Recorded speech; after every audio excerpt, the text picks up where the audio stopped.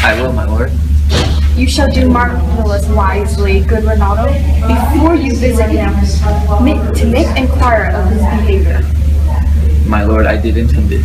Mary, well said, very well said. Look at you, sir. Inquire me first what Densker are in Paris, and who, what means, and where they keep, what company at what expense, and finding by this accompaniment and drift of question that the you know, my son, come you more nearer than your particular man will touch it.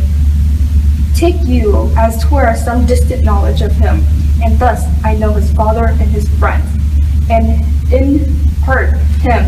Do you mark this, Ronaldo? Aye, my lord.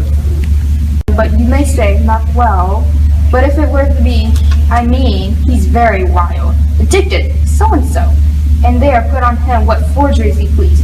Marry, none so rank as may dishonor him. Take heed of that, but sir, such wanton, wild, and unusual slip, our companion noted, and most known to youth and liberty. Gaming, my lord. Aye, or drinking, or fencing, swearing, quarreling, drabbing, as far as you may go. Aye, lord, that would dishonor him. Faith, no, as you season it in the charge, you must not put another scandal on him, that he is open to incontinency. That's not my meaning, but breathe on his faults so quaintly, that they may see the taint of liberty, the flashes and outbreak of a fiery mind, and the savageness of unreclaimed blood, of general assault. But my good lord. Wherefore should you do this? Ay, my lord, I would know that. Marry me. Here is my drift, and I believe as far as the wit, you, laying at these sight of soles on my son, as 'twere a thing a little soiled if thee working. Mark you, those your party in converse, him you would sound. Haven't ever seen in prenominate crimes the youth you breathe of guilty. Be assured, he closes at you in this consequences. Good sir, or so, friend, or gentleman, according to the phrases or the addition of man and country. Oh, very good, my lord. And then, sir, does he this? He does. What was I about to say? By the mass, I was about to say something. Where did I leave? At closes in the consequences. At closes and the consequences. Ah, Mary. He closes thus. I know this, the gentleman. I saw him yesterday, or the other day. And as you say, there he was gaming over there, overlooked in the rouse, and falling out at tennis, or perchance I saw him enter such a house of sale, Velicent, a brothel, or so forth. See you now, your bait of falsehood take this cup of truth, and thus do we of wisdom and of reach, with windlasses and these assay of biases, but in directions find direction out. So by my former lecture and advice, shall you, my son, have me, have you not? My lord, I have. God be with you, fare you well. Good, my lord. Observe his inclination in yourself, I shall, my lord. and let him ply his music. Well, my lord. Farewell.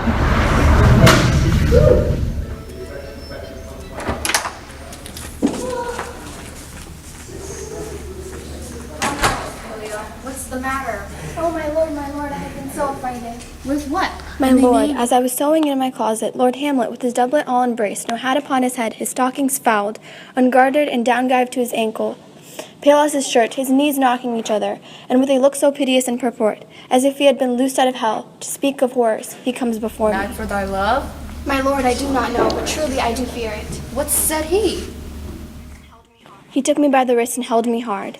Then goes he to the length of all his arm, and with his other hand thus over his brow, he forced such perusal of my face as he would draw it. Long stayed he so. At last, a little shaking of mine arm, and thrice his head thus waving up and down, he raised his eyes so piteous and profound, as it did seem to shatter all his bulk, and end his being. That done, he lets me go, and with his head over his shoulder turned, he seemed to find his way without his eyes. For out of doors he went without their helps, and to the last spended their light on me. Come with me. Shall go seek the king.